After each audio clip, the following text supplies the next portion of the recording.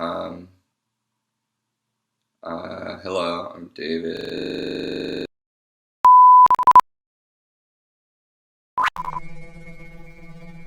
It would be difficult for anyone to grow up in the Sword District. Buried under miles of city infrastructure, under highways and fiber optic cable and garbage injectors, it gets almost no direct sunlight. Because of the smoke and the alkalinity of the forge water, the life expectancy is very low. Jobs are scarce, unrest is rampant, and any one of your friends might be an informer for the upper levels. The only good thing about the Sword District is the swords. The swords made there are of surpassing quality, and the residents are all extremely good at using them. The duels happen almost all the time on any available surface. People will duel for fun, for sport, or of course to maim and injure. I don't know if this statistic is true, but it seems like it could be. At any given time, more people in the Sword District are holding a sword than not. It's been a tough neighborhood ever since the districting, but it's been particularly tough for me. I'm no good at sword fighting. I'm not good at much, in fact, as my parents often scream at me in their weekly review recordings. I'm not particularly generous or kind or charismatic. I'm no good at the academy. I can't cook, not even an immolation pouch. But none of this would matter if I was any good at all with a sword, but, of course, I'm no good at that either. Kids in the Sword District usually get their first play sword as they're learning to walk. It helps develop specific muscles in the leg and the midsection, supposedly, if you have a sword in your hand while you're getting going. My parents gave me a small wooden sword right as I was learning to toddle, and apparently I threw it right out of the window.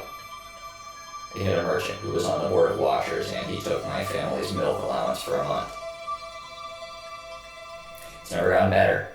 In the academy yard, in the locker room, at the sword mall, everywhere. All the kids around me sparred and dueled, but I just twiddled my thumbs and dreamed I lived on the upper levels.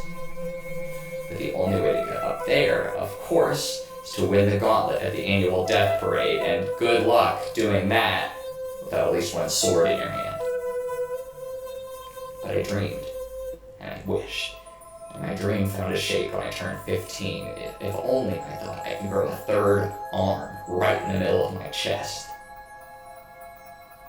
If I had one, especially a really buff one, I could hold 3 swords all at once, and then I'd finally stand a chance.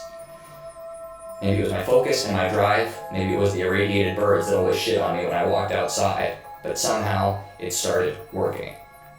I started to grow a little arm right in the middle of my chest. It didn't even hurt, it just felt like a sizzling sensation 2 or 3 times a day, and I'd see this little arm growing out of me. About 3 months after it started growing, I was able to move this infant-sized hand at the end of the arm and grab small twigs or worms. I wore sweaters and big cloaks to avoid people seeing. I wore my gym outfit under my tunic at Academy, but soon it was too big to hide anymore, and I decided to spend as much time as possible by myself. I stopped going to Academy, which upset my parents, but not as much as I worried that it might. I told them I was taking virtual sword classes in my room, and they gave me some satisfaction. They met in a duel, they'd tell me, and I think that they were hoping for me to meet someone too. Someone to finally take me off their hands. Exactly 1 year after my third arm began growing, I was ready.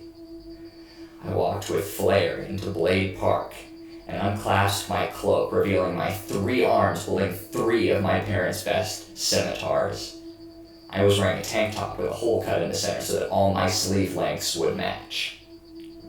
I shouted at the top of my lungs that I, who had been the object of ridicule all these years, had grown more powerful than anyone in my year at Academy, and I was ready to fight all comers. It didn't take too long for a challenger to step up. It was Chris Cutlery, a shy kid that I knew from computer class. He mumbled that he was game and took a claymore out of his backpack. We squared up in the usual way, and although I would prefer a more formidable opponent to begin with, my body still pulsed with energy. I was finally about to become part of the Sword District. Chris lunged at me with unimaginable speed and plunged his sword past my third arm directly into my heart.